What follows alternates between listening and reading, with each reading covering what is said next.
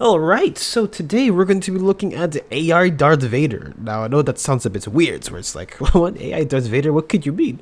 And so, essentially put, so in Fortnite, they do different collabs and stuff. And so today, or at least not too long ago, they dropped their Fortnite pack. Now, what's also included is that you can actually recruit Darth Vader on your team. And so you can actually get him in real time to say like certain lines. You can talk to him and he'll actually respond to you. And so the AI is literally dynamically taking on queries for like thousands of players at a time. So that's essentially what's been going on with that. Now, naturally with anything AI related, there is going to be a controversy, especially when it comes to voice acting. However, this case is slightly different just because, for the most part, so the original actor who played, who was the voice of Darth Vader, James Earl Jones, has passed on quite some time ago. And so, naturally, people are a little bit skeptical about that. But, however, I will like to inform you that his family and him actually signed off to be able to use his voice in the future. But we'll read into that a bit later. But that's the gist of it right now, in case, your ADHD just popped off and you're done here. But anyways, so why this ended up being kind of funny is because you could actually make Darth Vader, swear in real time, which is kind of weird, I know, because if you ever watched Star Wars, he doesn't do that. But it's kind of wild, some of the stuff he said. So this is the most infamous clip that's out there that I'll play for you guys. And so it's crazy.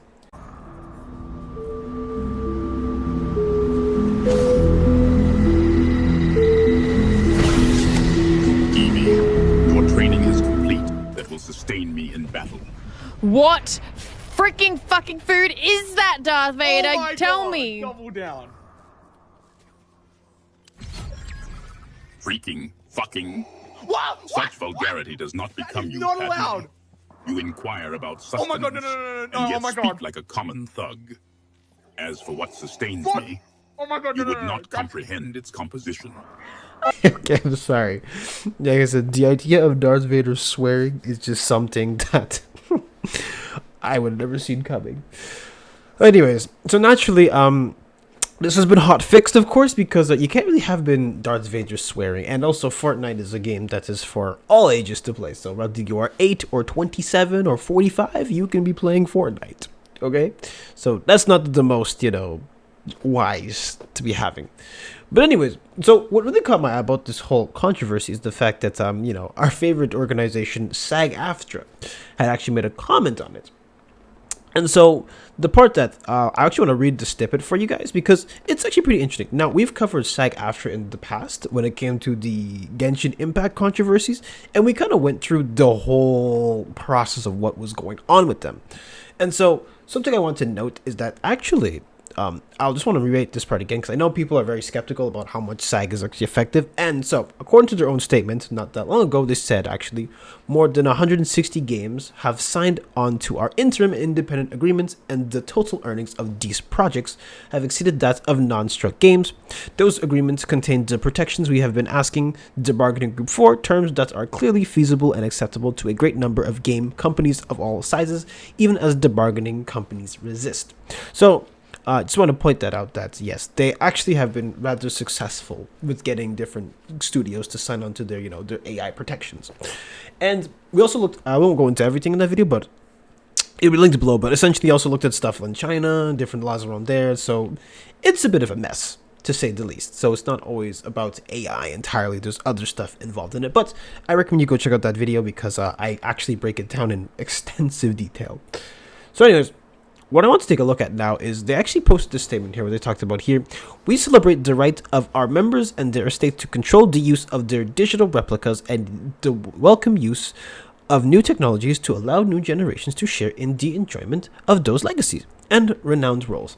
However, we must protect our right to bargain terms and conditions around uses of voice that replace the work of our members, including those who previously did the work of matching Darth Vader's iconic rhythm and tone in video games. Fortnite's signatory company, Llama Productions, chose to replicate the work of human performers with AI technology. Unfortunately, they did so without providing any notice of their intent to do this without bargaining with us over appropriate terms. As such, we have filed an unfair labor practice charge with the NLRB against Llama Productions. A copy of the filing can be read here. So naturally, they're not very happy that, they went ahead and did it. And they did it without, consulting them, which it's kind of a weird situation because, from my knowledge, whenever when an actor's no longer with us or they're no longer here, they're not really a part of SAG anymore. So it's kind of interesting. And also his family did sign off or did allow it to be used. So, what are they complaining about? But so I decided to take a look at the document, and it just says here it says, within the past 6 months, the employer by its agents and representatives failed and refused to bargain in good faith with the union by making unilateral changes to terms and conditions of employment, without providing notice to the union or the opportunity to bargain, by utilizing AI-generated voices to replace bargaining unit work on the interactive program Fortnite. So it kind of sounds like, to me, based off what I'm reading, it sounds like they just weren't consulted about it. And that's why they're not very happy about it. So I don't know how far this will go. I can't tell you. And I know people don't really like SAG right now. But to me, I do feel like there are stuff that can be addressed. And so this is one of those where it's like, it's hard to read into. You know what I mean? So before we go, I give my whole thoughts on this whole situation. I did want to take a look at something here where I want to look at the original, what was the original agreement behind, the whole Darth Vader handing over to AI stuff or handing over to, Disney. And I couldn't find anything original because obviously that stuff, that's not really public knowledge. But I do have an article I do want to just breeze through real quick. And so here it just says, if anyone could make the dark side sound good, it was James Earl Jones, the actor who died Monday at the age of 93, provided the voice for Darth Vader in more than a dozen Star Wars properties from A New Hope to Star Tours.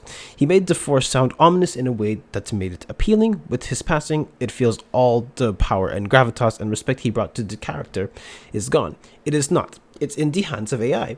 A few years ago, when Jones provided a few lines of dialogue as Vader for The Rise of Skywalker, he'd expressed interest in wrapping up his time as the Sith Lord. According to Vanity Fair, with Lucasfilm in need of a way to continue the character, and particular to continue having a version of the character's voice as it sounded in those early Star Wars movies, turned to a Ukrainian company called Respeecher that used artificial intelligence to make a recreation of the voice based on Jones's past performances. The actor signed off on the use of his archive to train the speech model. Ultimately, Respeecher's work, completed amidst invasion of Ukraine, ended up in Obi-Wan Kenobi, and what, if any, Vader's performance that comes in the future could now depend on its AI. Representatives for Respeecher and Lucasfilm did not immediately return emails seeking comment. And so if you keep going here, it also says that during the last year's prolonged Hollywood actor strike, one of the biggest sticking points between the Screen Actors Guild, American Federation of Television and Radio Artists, or SAG, and the studios on whether or not studios needed to secure permission to use past performance to train AI models. Ultimately, SAG won guardrails around the use of AI in recreating performances. Now, the question is, how will those play out with Darth Vader? It's a particularly interesting question when it comes to voice acting specifically. The full recreation of vocals may feel further along than the full recreation of whole performances, but they also feel more poignant. And so, if you just keep going on and on, you can talk. It talks about different uses of how AI was used and all that. And, as much as a slippery slope as AI is, because there was permission granted, and even SAG acknowledges that permission is granted, it's actually fine to use it. Now, I'm going to be honest, okay? When it comes to AI voice acting and all that, I am very... it's a really tough one. Like, it has to be treated with, so much care, to the point where it's every meticulous step has to be taken in order for this to be allowed. And from my understanding, from this whole Fortnite stuff, it has been taken, at least mostly. So that's from my understanding as well. And, to add more to it, I also feel like, to an extent, while it's cool to have this, I also just like the idea that you can also just recast people. You know, there's been many people who've taken on like iconic mantles all the time, and people get replaced. It happens all the time in live action, where people will take on a really iconic mantle, and then it goes through and through and through. Now I know with Star Wars it's a bit different because most of the time, you'll have one person who plays like a character and they'll keep the role like over and over and over again. But then you'll have other cases where people will recast, for a younger role, or people will recast for this and that. So I feel like, in my most humble opinion, like I said, with taking even consideration with the whole, with like the permission being granted and, being allowed to do it, I still feel like we should be like really looking at, recasting people for iconic roles. That's what I believe. And hell, actually, there's even like, if you ever play like Jedi Fallen Order, the person who, I'm going to play the clip for you and tell me, does this not sound like Darth Vader?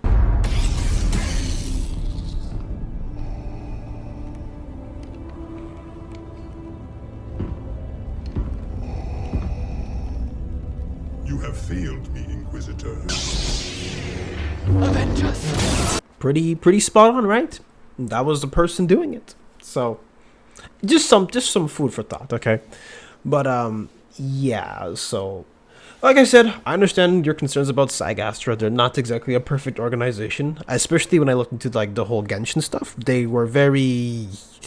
There's some stuff that was not adding up in my head when it came down to the striking and stuff, because they had gotten agreements, and from what I read, the Hoyo projects were not unionized, so they actually didn't have a right to do it. But you also had voice actors, who were not supposed to be on these projects doing it anyway. Now they have to strike, so it's a mess. And on top of that, also you have like the interims in the SAG are also a little bit sketchy. But not just that, when it comes down to this, yeah, I mean, despite the swearing, which is kind of wild to hear that, yeah, no, just, I feel like stuff like this should just, treated with care, like to the utmost care possible. And let's be honest here, though, like, if you're letting someone have the dynamic queries in AI, don't you believe that you should be vetting it out and making sure people don't, swear on it? It feels like it's common sense. People are going to do it. And so the fact that they had to hotfix it is like, it is what it is. But at the end of the day, the family's okay with it, so I have no issues with it. However, the question I'm always going to be asking is like, is this ethically okay, and how far does the rabbit hole go? That's my question. Okay, so take that question in mind before you comment or something, just because it's a genuine question I have for like the whole point of these whole strikes and all that. But anyways, I actually want to hear about your guys' thoughts in the comment sections below, because I said a lot, but maybe you guys have something that I don't know about. So that's about it today. So if you enjoyed this video, make sure to like, comment, and subscribe, and follow my social on the description below. But yeah, I'm back in action, so I'll see you in the next video.